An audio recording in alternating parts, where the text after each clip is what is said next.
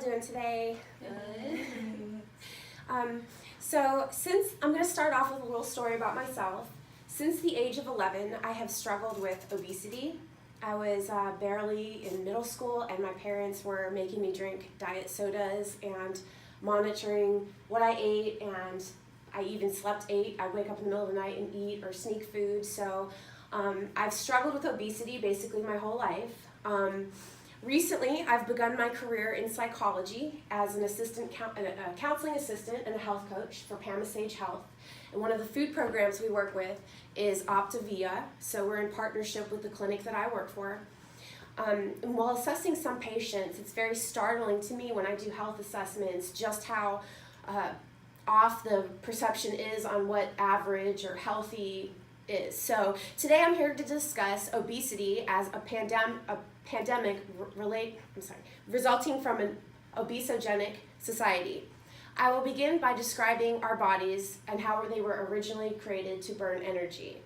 Next, I will explain America as an obesogenic society. Later in my presentation, I will move from societal factors to individual mediating factors. I will start off by presenting a brief explanation of the biology of the human metabolism. 10,000 years ago, there was no such thing as being overweight. Simply put, people had to work for their food, which required energy. They burned the energy as soon as they ate it. There was no such thing as processed foods. People survived off of what they foraged, which could be plants, nuts, and hunting animals. The only mode of transportation also took work: walking, running, canoeing, things like that. So when people ate, they essentially burned what they ate right away. The human body has become extremely efficient at burning energy and preserving it so humans can survive, which is, why we're all still here today. So just because the time has changed doesn't mean the biology of our bodies have changed. 10,000 years of evolution, our bodies are still programmed to burn and preserve energy as efficiently as possible for survival. That's all we know. So as a result, we've begun to store more energy than we're burning, which is creating a serious health problem. Our bodies are storing all the excess energy to preserve it for a rainy day that essentially really isn't coming. So for the first time in history, our life expectancy is decreasing instead of increasing due to chronic illness brought on by obesity and being overweight. We've become an obesogenic society. You may ask, what is the definition of obesogenic? What does that even mean? The Collins Dictionary of Medicine defines obesogenic as tending to promote or contribute to obesity. Possible obesogenic factors include excessive food intake, lack of exercise, insufficient sleep, antipsychotic drugs, late pregnancy, and environmental pollutants. Essentially, we live in a day and age where most of our lifestyle behaviors run parallel with obesity or our health.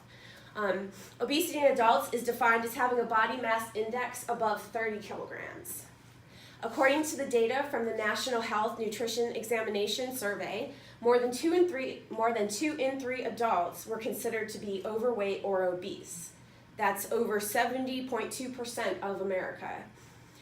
The U.S. Surgeon General, Richard Carmona, stated, because of the increasing rates of obesity, unhealthy eating habits, and physical inactivity, we may see the first generation that will have a shorter life expectancy than their parents. Sure, maybe your parents live longer than their parents, but at the rate of chronic disease, and doctors are now treating disease as it comes in instead of preventative care, the lifestyle changes. The current life expectancy essentially is decreasing. So now that I've defined obesogenic, I will explain how our environmental influences our health. Author Edgar Swinburne defines the term obesogenic environment as an environment that promotes gaining weight and that is not conducive to weight loss within the home or workplace. So in other words, our environments are hurting us, not helping us, by encouraging a lifestyle that promotes obesity.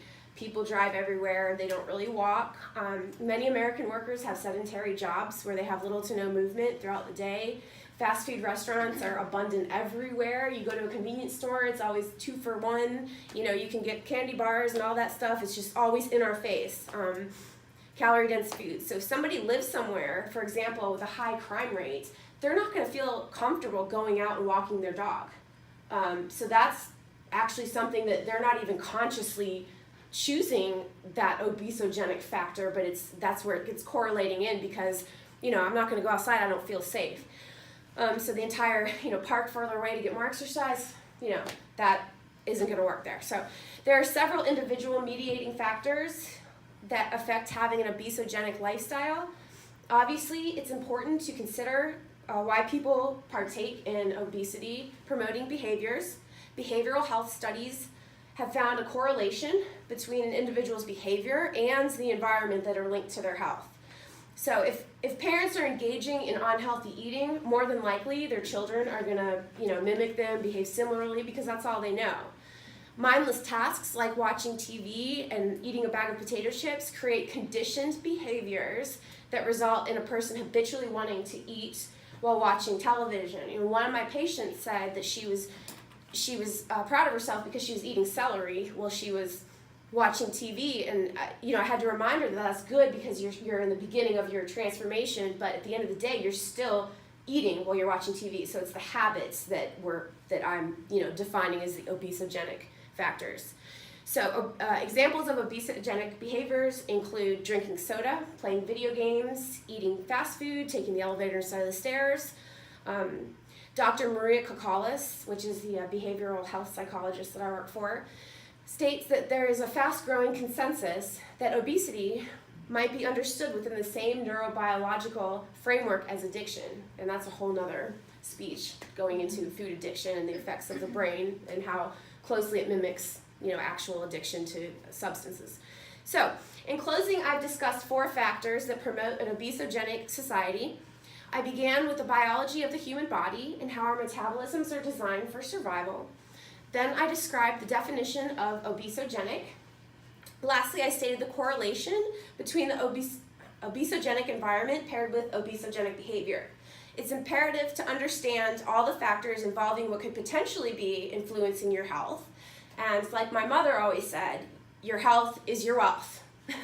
So I actually have a couple visual aids here that I like to encourage my patients to get, which is a food scale. I encourage people to, know how much their intake is, measuring teaspoons, measuring cups. Back in 1950, the average fast food restaurant you'd go to, the soda was 7 ounces. Now, I couldn't even find a cup that was 7 ounces. This is a 12-ounce cup, and I put something in there that would, display that this is what was average then, and this is what is average now for, on average, how much we drink when we get, including myself, by the way, sometimes when I drink soda.